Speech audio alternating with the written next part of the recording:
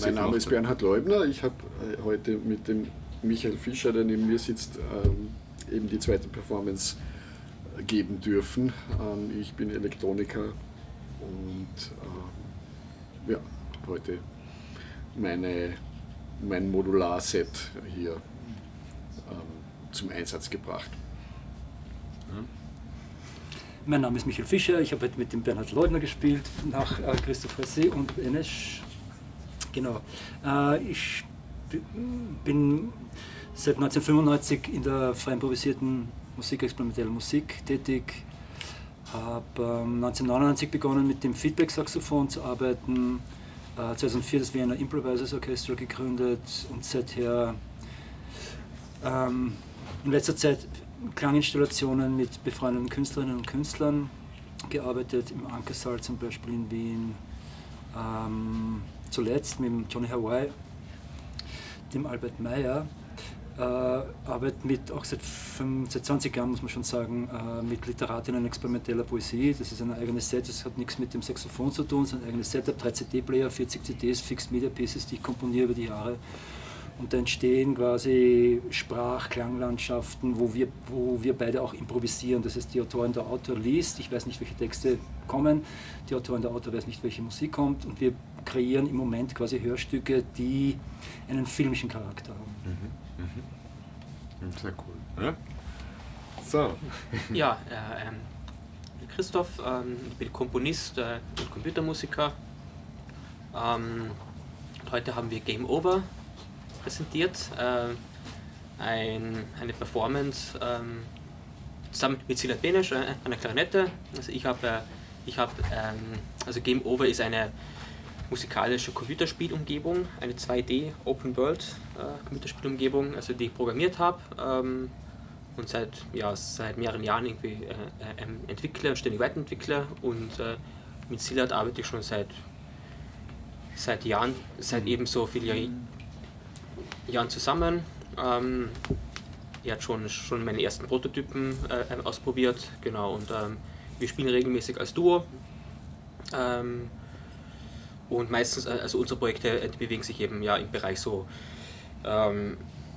musikalische Computerspiel-Performances. Das ist eben eine Performance. Es gibt auch eine Virtual Reality Performance, wo er in einer 3D-Umgebung ist mit VR-Brille und damit virtuellen Objekten interagiert, und wo die Brille, die Perspektive zu ein Instrument wird, also indem man auch die akustische Perspektive halt mitgestaltet. Also idealerweise wird das mit einer 3D-Lautsprecherkuppel auch kombiniert, wo dann quasi seine Klangperspektive dann im Zuseherraum auch projiziert wird und er quasi durch das Herumschauen dann quasi die Klangperspektive kontrolliert.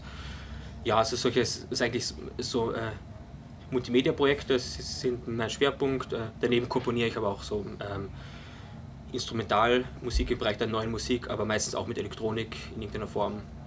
Genau, lebe in Wien seit 3 Jahren. Und genau. Okay. Das ihr spielt, hat da eine völlig neue Dimension, oder? Also, ja, genau, spielen. Also, das bin ich nervös geworden, weil ich ein schlechter Computerspieler bin. Ja. Das ist ein Trauma. Ja, das ist wirklich ein Trauma bei mir, Computerspielen war. Mein Vorteil ist natürlich im Game Over, dass man ja nicht wirklich, also man kann nicht wirklich verlieren. Also am Ende ist es immer Game Over, aber wann das bestimmen wir, und man kann eigentlich auch nichts falsch machen. Es gibt ja keine Ziele, die man erreichen muss. Also eigentlich ist das, also ich hab das erlebt, ich habe das zum Beispiel mit Susanna Gartmeier zum Beispiel auch gemacht, und sie war auch nervös, weil sie hat nie Computerspiele gespielt und war auch schlecht, und dann habe ich auch erklärt, das ist total okay. Also man muss nicht gut spielen in dem Spiel, also man kann auch einfach Musik machen. Ja, was ich eben frage ist, für mich ist das mit dem Eintauchen, also es ist ja eine Form der Improvisation, die der Musiker übernimmt, also klanglich. Gibt es da ein paar Klänge führen auch zu einer Veränderung der Figur, oder ist es nur die Bewegung? Es ist so, also einerseits natürlich, also für die es nicht gesehen haben oder gehört haben, eben der Silat hat einen Bewegungssensor auf der Klarinette, mit dem er seinen Avatar steuert. also rein mit der Bewegung. Es ist dann aber auch so, dass sein Klang aber auch in das Spiel hineingefüttert wird und zum Beispiel bestimmte Objekte dann auf seinen Klang reagieren, indem sie diesen Klang samplen oder selbstständig widerspielen oder auch auf die Tonhöhen reagieren. Genau, diese Wechselwirkungen. Ja. Das ist jetzt interessant, weil vielleicht koppeln wir gleich. Wie ist das für euch? War das heute eine... Wir reden dann gleich weiter. Darf ich? Bitte. Vom Musizieren her. War das heute von euch, gehen wir auf die Bühne, spielen wir, weil wir kennen uns gut, gehen wir es an? Oder habt ihr irgendein Konzept, ein Grundkonzept vorher gehabt? Kein Grundkonzept. Kein Grundkonzept. Weil das ist jetzt das Interessante, jetzt, wo ich es verbinden will. Schade, dass der Musiker nicht da ist. Wie ist das emotional? Da spüre ich, dass ein bisschen Intellekt auch gefordert. Das heißt, Möchtest du damit sagen, dass bei dem anderen jetzt... Nein, Entschuldige, also der Logik. Ja, Logik. Entschuldige, das meine ich jetzt nicht. Es geht, nein, das war meine, das ist ganz, Entschuldige, das war falsche Sprache. Ganz gut, das meine ich nicht mit Logik gefragt, wo du ich muss, also ein bisschen machen musst. Und das Eintauchen, deswegen bin ich so nervös geworden mit dem. Also ich hätte gern vom Musikern, da möchte ich, vielleicht habt ihr ja schon mal nach Noten auch gespürt, ob ihr schon mal gemerkt habt, was im Kopf anders ist, wenn ich etwas Vorbereitetes, etwas, wo ich weiß, wie die Form sein muss, musiziere, Entschuldige, das mit Intellekt ist ganz falsch, sondern was passiert im Kopf und wenn ich mich voll reinlasse. Also wisst ihr, was ich ungefähr versuche auszudrücken? Also ich glaube schon, es ist irgendwie wenn du Noten spielst, dann bist du von der Aufnahme her zuerst bei der Wahrnehmung und dann bei der Emotion, dann die musikalische Emotion. Und beim freien Improvisieren fällt quasi dieser Schritt weg, sondern du überlegst genau so, glaube ich, was ist jetzt sozusagen was kann einen interessanten Dialog anstoßen irgendwie? Mit welchem Material arbeitest du jetzt? Die Vorbereitung, würde ich sagen, für eine Komposition oder für eine Improvisation ist im besten Fall dieselbe, weil du quasi in beiden Fällen musst du sehr viel wissen, um konsistente, aussagekräftige Kompositionen oder Musikstücke zu kreieren. Und der Unterschied ist halt der sozusagen, dass es geht sozusagen über einen Zwischenschritt bei der Komposition, über das Lesen. Und bei der Improvisation geht es über den Zwischenschritt der Reflexion, glaube ich. Die ist bei der komponierten Musik, bei der Wiedergabe der Komponisten vielleicht nicht so stark ausgeprägt ein wesentliches Merkmal. Ja. Dass ich richtig verstehe. Das heißt, auch dieses Korsett sozusagen, das ich steuere, kann dem Musiker auch dann, wenn er richtig drin ist, auch eine Freiheit geben, sozusagen. Oder kann dann ins gleiche Musizieren oder ins gleiche emotionale sozusagen Blabla führen.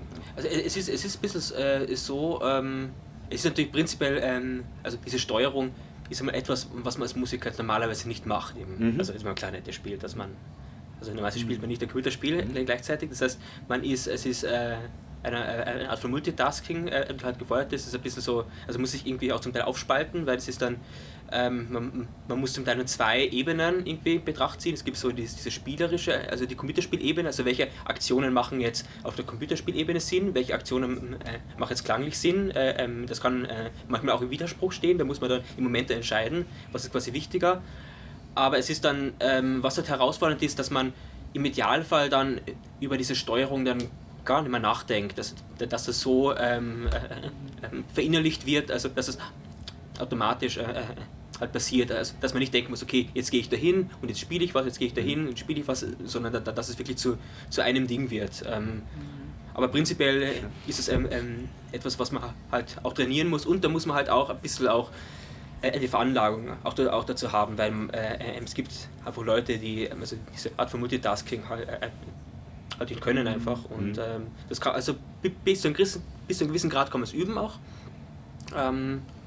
aber ja, es gibt Grenzen, aber genau, und ich glaube schon, dass es dann halt ob es dann von neue Freiheit gibt, also ich glaube, es entstehen dann einfach Dinge, die man halt normalerweise sonst nicht spielen wird, also Also man ist da in diesem Spiel auch ausgeliefert, auch zu einem gewissen Grad. Das kenne ich von der Bernhard auch. Du hast ja viel mit Tänzerinnen auch gearbeitet und Performerinnen. Bei dem ist es ähnlich. Ich begann in den Nullerjahren viel mit Tänzerinnen und Performerinnen zu arbeiten. Und das ist ähnlich sozusagen als Musiker. Normalerweise hast du die Augen zu und bist sozusagen in einer Welt als improvisierender Musiker. Und bei den Tänzerinnen musst du die Augen ja nicht aufmachen, sonst macht das gar keinen Sinn. Du musst dann Kontakt haben und dann kannst du es, oder ich weiß nicht, du warst wahrscheinlich noch mehr dazu irgendwie. Ja klar, du musst, also es ist dann oft der Wunsch in so einem Setting eben auf das zu reagieren oder mit dem mitzuagieren, was eben auf der Bühne zum Beispiel passiert. Und das ist natürlich eben, das ist eine andere Form von Herausforderung und eine andere Form von Musizieren auch, als das, was wir heute gemacht haben. Also wo das ist für mich eigentlich größtenteils auf der emotionalen Ebene passiert. Ja. Also das ist auch genau das Spannende und auch das Schöne und das Poetische daran, dass man eben den Intellekt quasi eigentlich wegschalten kann. Ja? Also ich muss jetzt nicht irgendein Notenbild oder eine vorgefertigte Spielanleitung verfolgen, sondern ich kann einfach ganz spontan und ganz intuitiv, oder? Ja, also intuitiv und eben meiner emotionalen Stimmung folgen. Ja. Die natürlich auch von dem, was du machst, irgendwie beeinflusst und gesteuert wird sozusagen und wo es halt dann ein Feedback natürlich gibt und eben im besten Fall oder eben eine dadurch einfach so eine intuitiv emotionale Ebene ergibt, auf der man sich quasi gemeinsam bewegt. Dialog führt. Ja. Darf ich eine Frage stellen? Ja, sicher. Wir reden ja miteinander. Ja. Genau. Ja. Ich wollte dich fragen, Christoph, was meinst du, wie sozusagen also du arbeitest heute, hast du mit dem Spiel gearbeitet, du hast ja selbst auch Klänge beigesteuert, nehme ich an? Zum gewissen Teil vielleicht. Indirekt, ja. Indirekt. Aber wie würdest du das als Komponist sehen, wie die Musik sich oder wie das Musizieren oder wie das Musikschaffen, das Klangschaffen, wie sich das verändert, ob du lesen musst, also ob du komponiert bist oder ob du improvisierst. Was wäre das für dich? Das würde mich sehr interessieren. Ja, wo ist da der Unterschied? Es ist ein bisschen, also das Projekt ist für mich ein bisschen auch ein Befreiungsschlag, also weil in der zeitgenössischen Musik muss man sehr viele Dinge sehr genau ausnotieren. Genau. Das hat seinen Reiz natürlich auch, also man kann damit sehr präzise arbeiten, aber es ist dann auch so, dass man halt, es ist auch, also man wird dann als Zuhörer selbst dann jetzt oft nicht mehr wirklich überrascht, also vom Ergebnis. Also es ist eh gut, also wenn es so klingt, also wie man es sich vorgestellt hat, aber es ist dann, also was mich an der Elektronik insgesamt reizt, ist auch, dass man einfach wirklich Dinge finden kann, die man halt selbst noch nie gehört hat. Und da geht es eigentlich darum, Situationen zu provozieren, die ich nicht vorausahnen habe können. Das heißt, es ist eigentlich so ein Designprozess. Ich entwerfe also diese Spielwelten und diese Prozesse, also diese Objekte, wie die reagieren. Das ist also auf so einer Metaebene eigentlich so eine Designebene. Das ist wie im Game Design auch, also wo man im Prinzip ja auch nicht jetzt festlegen kann, also wie der Spieler oder die Spielerin jetzt sich jetzt konkret bewegt oder was sie macht, sondern man muss, also man designt das auf so einer höheren Ebene. Also man macht so einen Möglichkeitsraum irgendwie auf. Ja. Aber meine Frage hast du noch nicht beantwortet. Also wie ist anders? Was ist sozusagen für dich der Unterschied, wenn du sozusagen lesend Musik produzierst oder improvisierst? Wo ist für dich der Unterschied? Eben, also einen Unterschied habe ich schon angesprochen, eben, dass das eben Ergebnis auch für mich dann unvorhersehbar ist. So.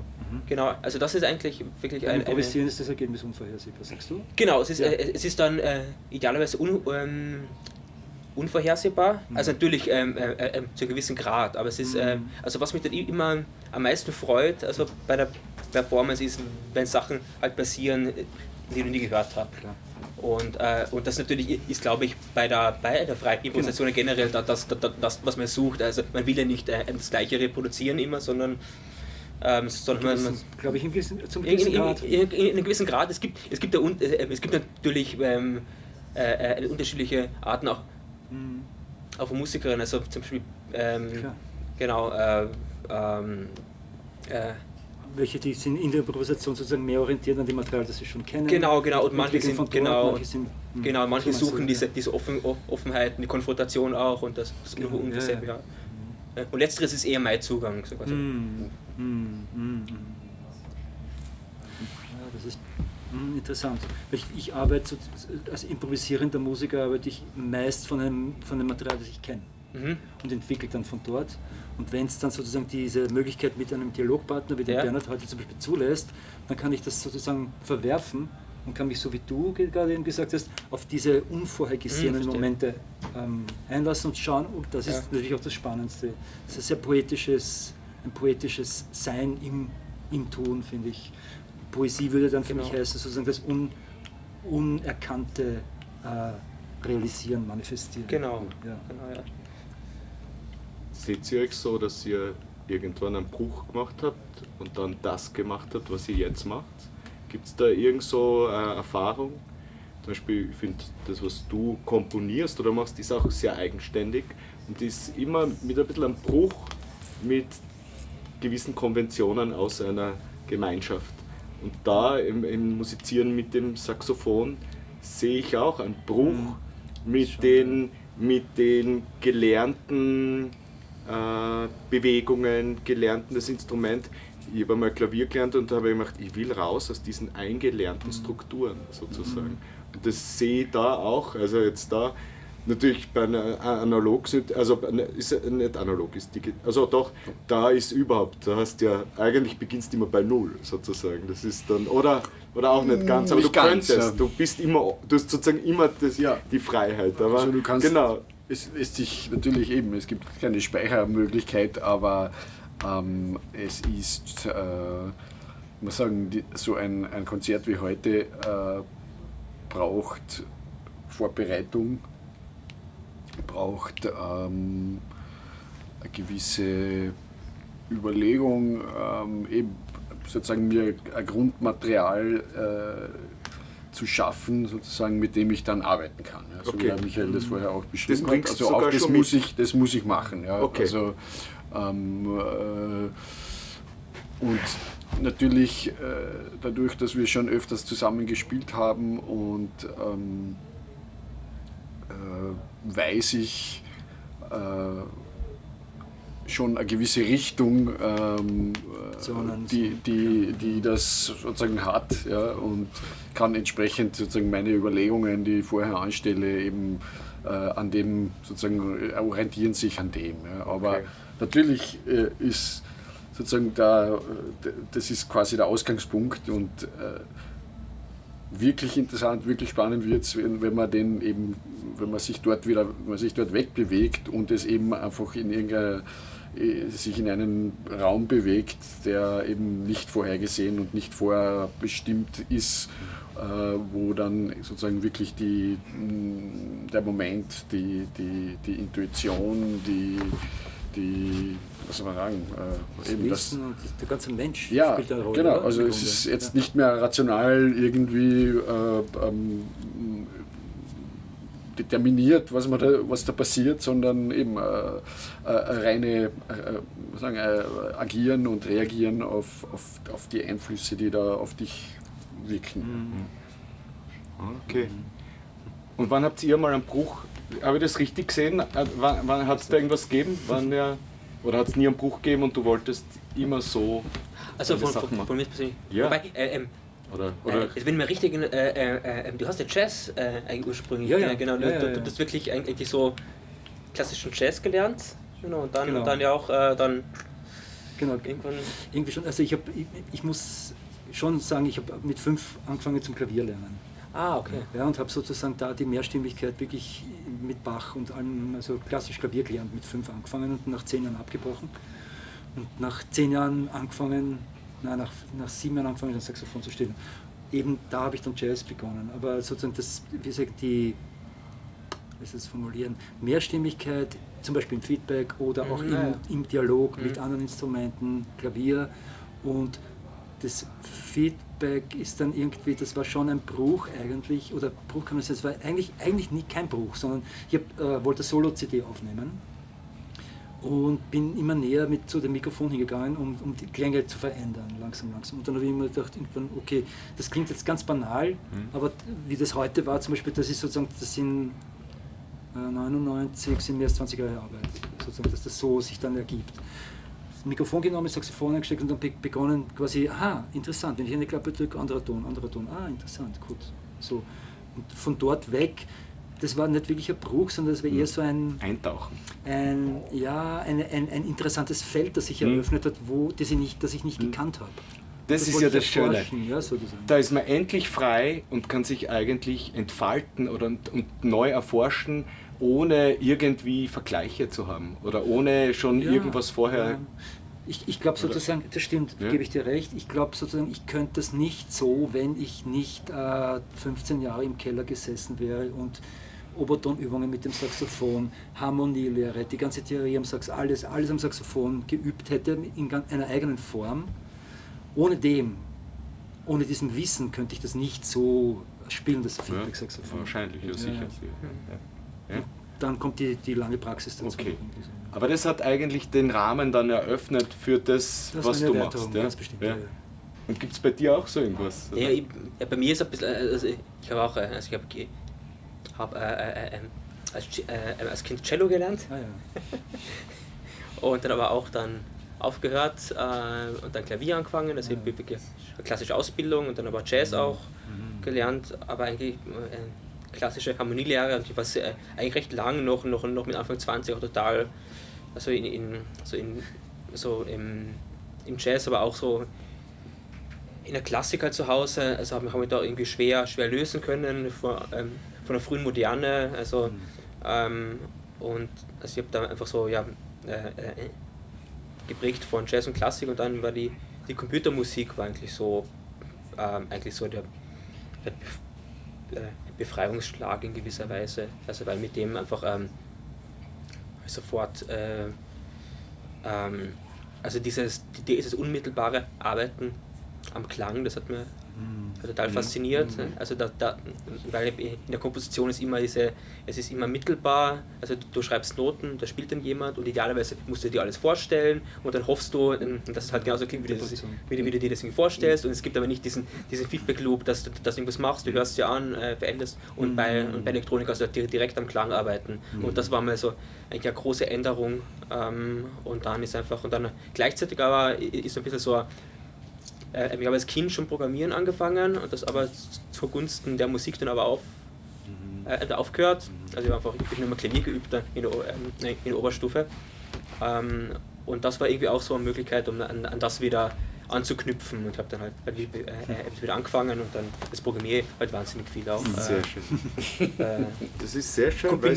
Ich komponiere vielleicht dann weniger Ensemblestücke, als ich könnte, aber es ist halt so, man kann nicht alles machen. Ja. Aber das rührt mich sehr, also das muss ich sagen, weil man sagt ja immer, das ist das. Also wenn du das machen willst, dann musst du das machen. Also sozusagen immer diese Konvention und das klingt für mich so, ja, da gibt es eine Leidenschaft für das und die Leidenschaft für das und man muss nicht immer das eine fürs andere aufgeben, das ist eine neue Form kreieren und das hat mir auch so gut gefallen. Ich habe mir schon gedacht, dass du ein Computerspiel nimmst, hat auch das kommt nicht von irgendwo oder sozusagen, da hast du vielleicht einen positiven Bezug auch dazu oder Spaß oder was oder Spielerei. Es ist im Prinzip ein bisschen ein Kindheitstraum, weil als Kinder wollte man ständig Computerspiele programmieren. Das hat am Anfang überhaupt nicht funktioniert, also weil wir überhaupt keine Ahnung gehabt haben und dann haben wir doch dann irgendwie Programmiersprachen entdeckt und man hat irgendwie so einfache Spiele irgendwie gemacht, aber und das war immer so, ich habe auch immer gern Spiele gespielt, also diese Sandbox-mäßig sind, also wo man selbst Dinge baut oder selbst dann irgendwie Sachen entwirft und das hat mich immer fasziniert und genau deshalb ist das irgendwie so, hat sich so ergeben, dass ich das also mit meiner anderen großen Liebe, mit der Musik dann kombiniere. Genau. Darf ich noch was dazwischen sagen? Und was ich bei dir sehe, man sagt immer, man sieht dann schon eine Struktur oder so. du hast da andere Performances gehabt, wo du gern, ich habe sie vorher schon versucht zu hören, du hast Klänge und hast sie früher oft gern so genommen und gecuttet und dann wieder rausgeworfen, so emotional, so wenn ich es gehört habe, das war schön. Also, und das hast du programmieren können, das hat mir immer gut gefallen. Und auch da hat mir in der bildlichen Ebene gut gefallen, wie dann die Ebenen übereinander gegangen sind, dann blören sie fast aus und es kommt wieder, also das ist für mich eine Ästhetik, die mir jetzt bla bla, aber es ist wirklich eine schöne Ästhetik, die ich sozusagen da wieder für mich wiedererkenne. Ja, das hat mir gut gefallen.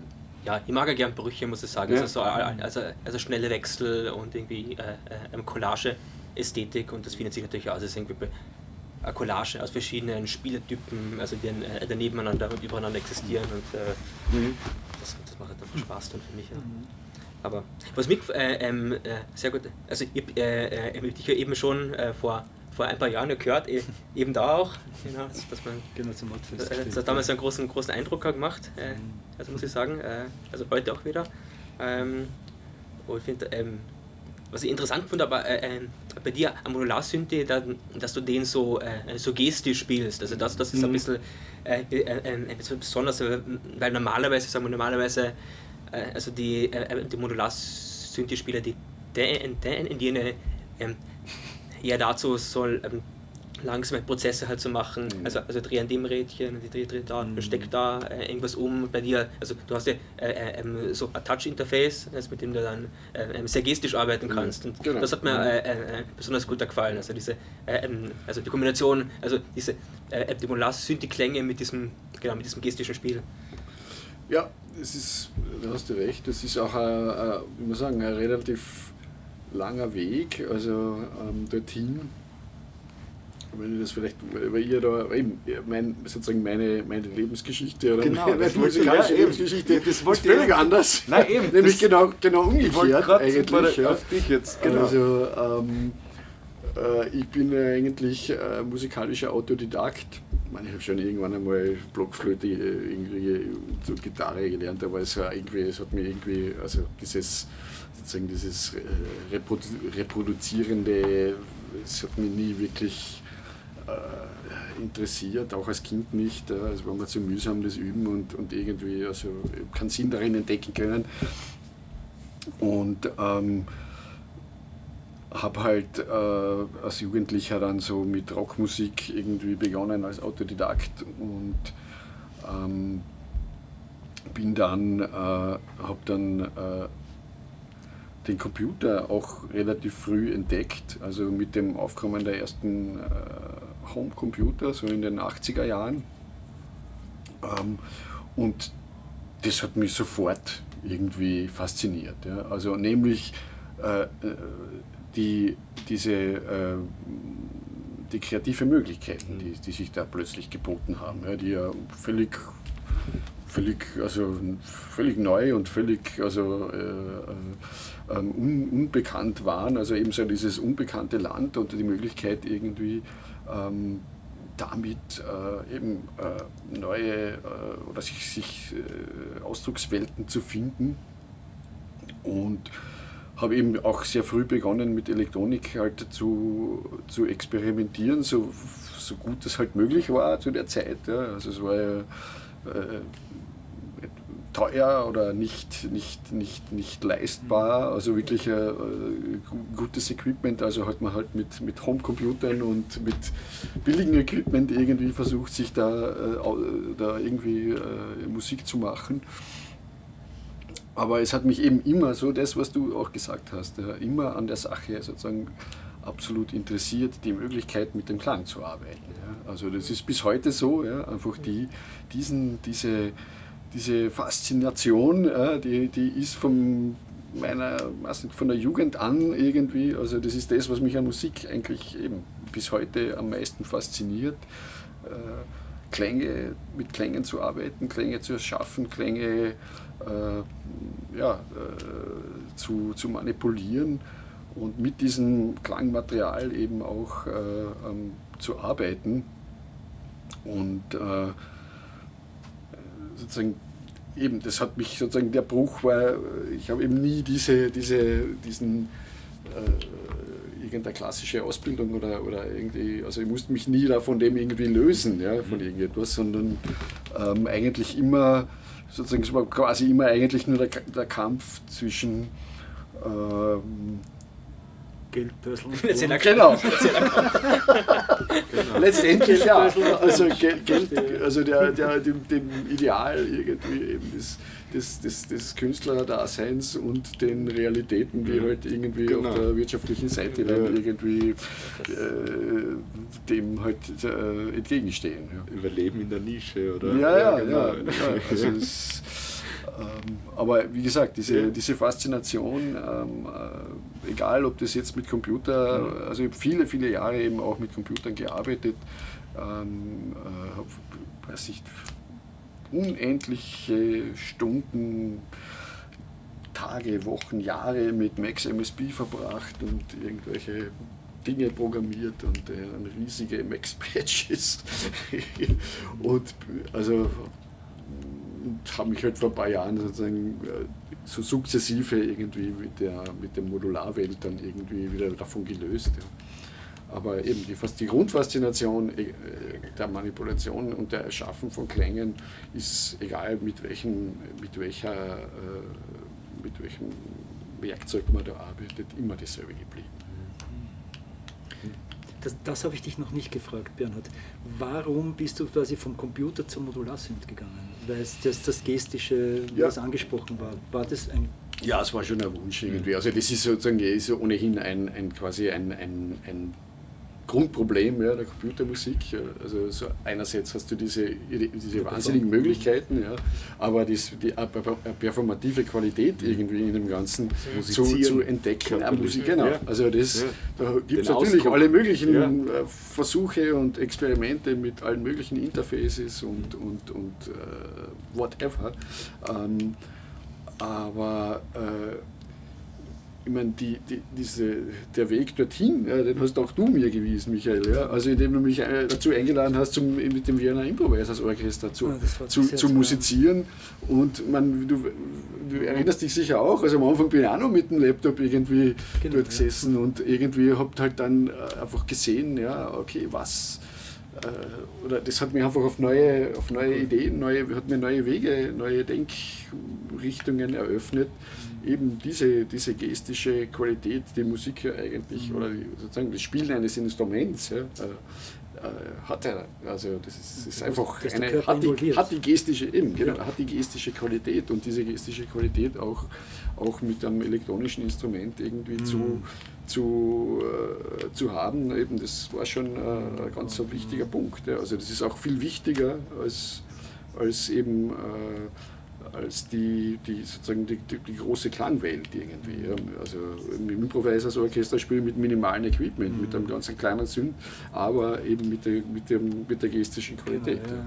Das ist ich finde, wie der Bernhard spielt, ist das sozusagen einer, wenn nicht der Elektronikmusiker, der eben genau dieses Gestische wirklich umsetzt in den Klang. Das fasziniert mich. Und deswegen freue ich mich, dich immer wieder einladen zu können, weil du bist einer der wenigen, der das irgendwie mit dem Schrauben irgendwie nicht, der das mit dem Schrauben, mit dem Körper und auch mit einem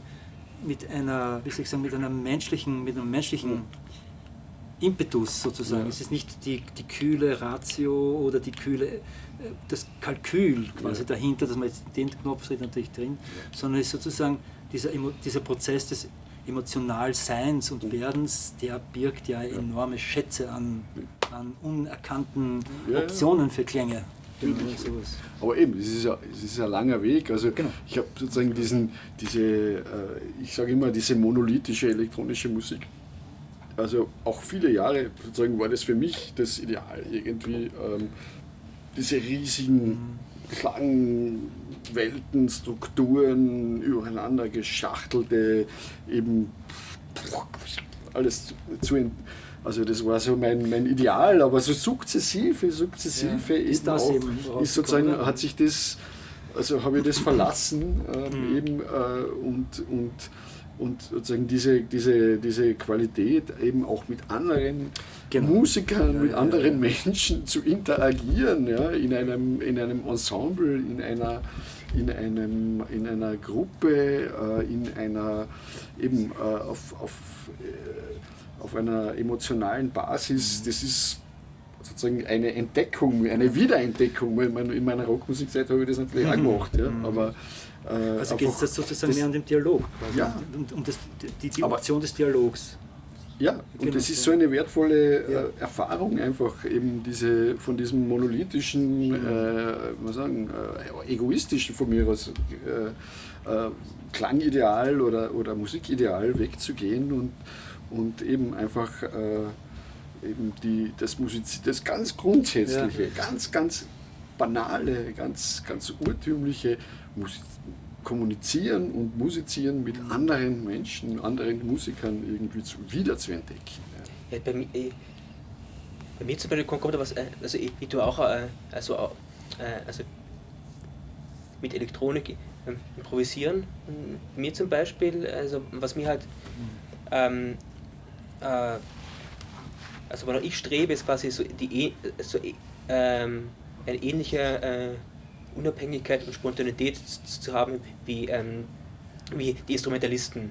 Also am Saxophon kannst du jetzt genau sagen, okay, ich spiele jetzt ein Pianissimo-Ton, ich gehe sofort in irgendeine Free Jazz, Eskapade, ich spiele jetzt einmal die Phonik, ich kann es sofort irgendwie, also ich habe das Instrument unter Kontrolle und kann sofort das umsetzen, also was ich im Moment brauche. Und bei der Elektronik ist es, da muss man wirklich schauen, dass man ein Interface findet, also mit dem man diese selbe Spontanität hat, um nicht den musikalischen Partner ständig hinterher zu hinken, sondern quasi mitzukommen und im Idealfall selbst dann auch die Initiative ergreifen zu können. Ja. Und das versuche ich auch zum Beispiel. Ich verwende meistens das selbst programmierte Sampler, also wo ich auf dem Keyboard spiele, einfach weil ich schnell auch wechseln kann und einfach und schnell irgendwie Zugriff auf verschiedene Klänge habe. Aber es ist wirklich ein Kampf, also mit der Elektronik wirklich. Das ist sozusagen das Urproblem der Elektronik. Genau, Die Herausforderung. Ja, absolut. Ja. Also es gibt natürlich verschiedenste Wege und Ansätze und Versuche und mit dem umzugehen, aber es ist ein ganz grundsätzliches Problem. Ja. Wie geht sie mit Langeweile um? Wie geht sie damit um, wenn es also nimmt sie die Langeweile sozusagen mit sich selbst gelangweilt werden, sozusagen mit deinen eigenen Sounds, mit dem eigenen, das ja zuerst auch mit Angst verbunden ist, aber man kann es ja, also gibt es ja mehrere Methoden, manche sagen, das nehme ich an und schau, was passiert, oder kennt sie das, sich selbst mit sich langweilen, also gibt es da irgendwie, auf Englisch so frage ich immer Antidote oder so, was das Gegenmittel, oder wie geht sie einfach damit um? Ich reduziere. Ja, gut. Brech's runter bis zur Stille. Ja. Glaube ich. Ja, ich glaube auch, dass man also durchaus Phasen auch, die können auch durchaus länger sein, wo man einfach gar nichts angreift. Ja. Also einfach kein Instrument meine ich, sondern andere Dinge tut. Jetzt auch überhaupt. Das ist ja auch ein schöner Input. Ja. Also, dass du überhaupt denkst, da legst du mal beiseite und dann kommt wieder was. Ja, das ist und auf der Bühne, wenn man währenddessen sozusagen sich denkt, das ist ja diese Herausforderung, eigentlich einzutauchen, das wollen wir ja irgendwie, aber manchmal ist man dann auf der Bühne auch, kommt dieses Denken drüber oder so, und da ist eigentlich, also deswegen ruhiger werden, also wie gehe mit der Situation um? Also ich möchte Langeweile sozusagen jetzt... Langeweile kann auch gut sein, also genau. Sich ärgern drüber, eher das Bewerten, die Bewertung. Kontemplation ist ja ein wichtiges Tool, Werkzeug, das man genau. Ja. Aber ich möchte vielleicht sozusagen eher die Langeweile möchte ich eher damit konzentrieren, dass man das tut, was man eh schon kennt. Genau, das meine ich damit. Ja, so meinst du das, oder? Ja, genau. Genau. Ja. Und da kann man dann, also für mich ist es dann so, wenn ich gerade irgendwo bin, wo auch immer, und ich weiß, das war schon mal, dann gibt es eine Textur, die das sozusagen vielleicht, oder es gibt nur einen Ton, aber ein Ton hat auch eine Textur und dann kann man die Textur analysieren, das mache ich dann oft, deswegen habe ich jetzt gesagt Reduktion. Aha, diese Textur besteht aus dem und dem und dem, dann reduziere ich mal das, nehme ich ein Stück weg, da nehme ich ein Stück weg und dadurch kriegt das andere, das vielleicht nicht gehört ist, Platz, Raum, sich zu entfalten. Schön, ja. Okay, ja, das ist auch. Ja. Kennt ihr das? Wie geht ihr damit um? Oder? Ja, also ich meine, das ist natürlich auch, das Spannende, aber natürlich auch das Risiko der Improvisation. Ja, genau. Das kann passieren, dass einfach nichts passiert. Richtig, also das ist möglich. Das muss man dann auch annehmen. Also, und das kann auch zur Stille oder zum Nichts führen. Also und man lässt es einfach mal ausklingen und lässt es mal nachhallen und lässt mal die Stille sich entfalten. Ja. Also, und bis vielleicht wieder ein neuer Impuls von irgendwo herkommt, der das dann wieder brechen kann. Ja. Also, aber man muss es es ist aber durchaus eine Herausforderung natürlich, sozusagen das anzunehmen und nicht irgendwie dagegen anzukämpfen. Ja. Ja. Also das ist durchaus nicht leicht. Ja, ja, also dadurch, in der freien, die Möglichkeit des Scheiterns ist ja der freien ist ja immanent, also zu einem gewissen Grad machen wir es ja deswegen, also wir wollen ja auch das Risiko ein bisschen eingehen, also wir wollen ja aus dieser Komfortzone ein bisschen raus, also jetzt wenn du Noten hast, du weißt, okay, das ist ein gut komponiertes Stück, das Spiel, das funktioniert, außer ich mache jetzt irgendwelche wilden Fehler, aber und bei der Improvisation, also es passiert dann, also mir passiert es natürlich und ich bin jetzt sicher nicht der Einzige, dass man den Gatsch greift oder dass es dann nachher Momente gibt, wo man denkt, okay, das ist einfach, wo man sich denkt, okay, wie komme ich wieder raus? Und das finde ich aber dann irgendwie spannend, dass man sich überlegen muss, okay, wie komme ich da jetzt wieder jetzt woanders hin? Also welche Möglichkeiten tun sich auf und die freie und die Zuhörerin, also die verzeihen ja viel. Es ist kein klassisches Konzert, wo jeder Fehler irgendwie bestraft wird, sondern es ist ja auch kein Problem, jetzt wenn irgendwie eine Minute jetzt einmal irgendwie Schwäche hat, also muss es nur quasi wieder rumreißen. Also ich finde das auch total... Was würdest du in den Gatsch greifen? Wie würdest du das beschreiben? Es gibt natürlich, ist es mit der Elektronik wahrscheinlich einfacher als mit dem Instrument, weil natürlich oft es passieren halt Sachen, die man nicht wollte. Es kann zum Beispiel auch passieren, dass man halt es vergisst, einen bestimmten Knopf zu drücken. Es kommt genau das Gegenteil von dem, was man irgendwie wollte, oder es klingt halt einfach nicht, aber es kann natürlich mit Instrumenten auch passieren. Also wie wir erleben das als Zuhörer natürlich auch, also dass man denkt, okay, das was jetzt gerade auf der Bühne jetzt passiert, das führt zu nichts irgendwie, also das und da fragt man sich, okay, wie kommen die jetzt wieder raus aus dem? Also ich kenne vieles solche Momente aktiv und aber auch als Zuhörer. Ja. Und das ist aber auch okay. Also, genau, das ist dann Arbeit. Mensch, genau. Mensch, ja, das ist das Leben. Ja. Genau. Arbeit, genau. Also wie du sagst, das Scheitern ist immanent, ja, da hast du vollkommen recht. Ich bin da nicht so sicher. Ja? Ich meine, ich mache das jetzt seit 30 Jahren und natürlich, also wie ich begonnen habe, die ersten 15 Jahre irgendwie so, ja, war es schon immer, da war sozusagen ein bisschen eine Bange, dass das scheitern könnte, das kenne ich auch. Nur mittlerweile durch die Erfahrung habe ich den Eindruck, dass das sozusagen, je mehr du das tust, desto weniger kommst du dazu, dass du in den Gatsch greifst oder dass du scheiterst. Mein ganz persönlicher Ansatz sozusagen dem entgegenzuwirken ist, egal womit ich anfange, sei das mit der Stille, mit wenig, mit viel, ich möchte das irgendwo hinbringen, wo ich es loslassen kann, das ganze Ding, und es lebt von alleine weiter. Das sozusagen diese Textur, dieser Gedanke, diese Imagination, die man sozusagen manifestiert mit der Musik, die ist da. Und dann kann ich sagen, okay, ich weiß mittlerweile, früher als junger Musiker fährt man sozusagen, blödes Bild vielleicht, aber man fährt immer wieder an die Wand, man kennt die Grenze nicht, wo ist der Körper nicht mehr da, das geht nicht mehr, wo ist das Wissen nicht mehr da, wo ist die Intuition oder das Tun nicht mehr möglich. Und je länger man das tut, desto mehr weißt du sozusagen, aha, jetzt könnte die Wand kommen und dann wird die Wand aber dadurch sozusagen, löst sich auf, dadurch, dass du es erkennst. Und dadurch löst sich die Wand mehr oder weniger auf und es geht ein neuer Raum auf im Grunde, glaube ich. So wäre das irgendwie, würde ich das beschreiben, dass ich versuche das sozusagen in die außerweltlichen Sphären der Wahrnehmung dort zu bringen, dass das dann von allein... Es ist ja trotzdem aber so, dass man halt manchmal, also im Moment jetzt eine gewisse Klangvorstellung hat und dass die dann einfach nicht so kommt, wie man sich dann wünscht. Es muss also gar nicht sein, das heißt doch nicht, dass das Publikum das dann auch mitkriegt. Das kann sein, dass man sich nur alleine ärgert.